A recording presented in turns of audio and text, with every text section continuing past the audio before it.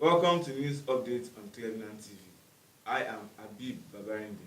I am Fawi Charles. First with the major stories. Nigerian troops evacuate entire town in security operation. Venezuela spy chief arrested in Madrid on US warrants. 16 killed in protest in Sudan. The North Korean leader Kim Jong-un sets deadline for summit with the US. It's barely 14 days to the program, which is to be held on 27th of April 2019, named PFAD. FRSC official chased commercial car into fatal accident. 1 dead, 4 injured. The details shortly.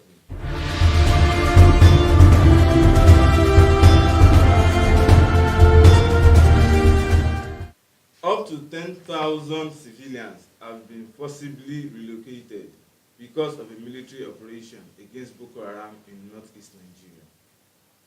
The United Nations said on Thursday, calling for better operation.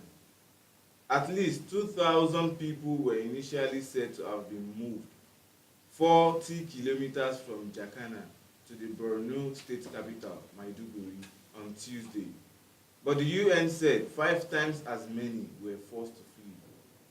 The military ordered the immediate departure and forced the relocation of up to 10,000 civilians in the middle of the night without prior warning. The entire town of Jakana was emptied and the people were forced to move to Maiduguri with very little time to collect personal belongings. Some arrived in Maiduguri with nothing, not even shoes on their feet. The Northeast is the background in Nigeria's decade-long fight against the armed group of Boko Haram. A surge in attacks in December, in which towns and military bases were overrun, saw tens of thousands of civilians fleeing into Maiduguri and swelling the population of existing camps. Venezuela spy chief Hugo Carvajal was arrested in Madrid by Spanish police acting on a United States warrant for allegedly trafficking tons of cocaine. The opposition saw Carvajal's criticism of Venezuela's current government as a possible stimulus to prod other military figures to defeat, but the country's armed forces has remained largely loyal to current President Nicolas Maduro. The spokeswoman with Spain's National Court, which handle extradition cases, said that Carvajal will testify before Judge Alejandro Abascal in Madrid. He can either accept the extradition to the US or fight it before the courts.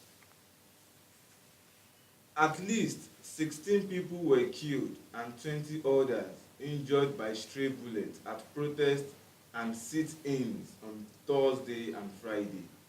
A Sudanese police spokesman said in a statement on Saturday as the nation waited to hear from its newly appointed leader. Government buildings and private property were also attacked, spokesman Hashim Ali added. The release of the death toll comes hours after the Sudanese military replaced the country's transitional leader who had been in power only 1 day.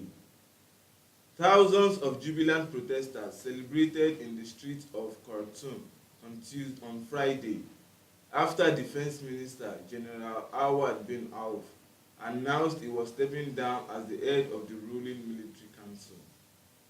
He had been named the de facto leader after President Omar al-Bashir was forced out of office on Thursday after 30 years of rule. Ibn Auf said he would be replaced by General Abdel Fattah Burhan, General Inspector of the Armed Forces, as the head of the Transitional Council, which will rule the country for 2 years until elections. This is for the benefit of our country. This country has great people and a great army, Ibn Auf said in a brief TV interview, adding that he hoped the civilians and the military would work together. North Korean leader Kim Jong-un said he is open to a third summit with US President Donald Trump, but that failure to reach mutually accepted terms risks reviving tensions. It is essential for the US to quit its current method and approach us with a new one, Kim said in a speech to the Supreme People Assembly. If the United States keeps thinking that way, it will never be able to move the DPRK, even a couple, nor gain any interest, no matter how many times it may sit for talks with the DPRK. He also said he would wait until the end of the year for the US to make a courageous decision on another meeting if his most recent summit with Trump in a Vietnam broke down and both sides left without an agreement. In Monia, Ibadan, Akinyele local government area of Oyo State, threatened to attack some official of the Federal Road Safety Corps for allegedly chasing a commercial Micra car until it crashed, leaving one person dead and 4 others critically injured.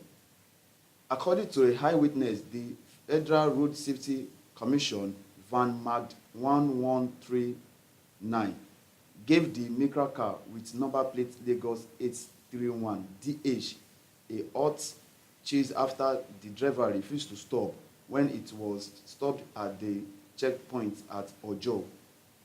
The FRSC official started pursuing the unpainted commercial car. The officials were trying to overtake the car, and in the process, both of them plugged in this wide hole by the roadside. The FRSC were chasing the car because it was not painted in a normal commercial color. The passengers in the car were shouting and pleading with the official not to risk their lives, but they did not hear their plea. The Micra car somersaulted before it crashed into the ditch, followed by the FRSC van. The driver of the Micra car had stopped breathing by the time they carried him out. Other 4 passengers in the cars were critically injured when they put them blood.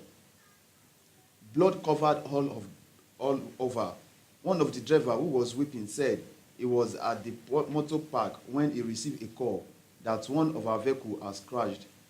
We got here now, we see the extent of the crash.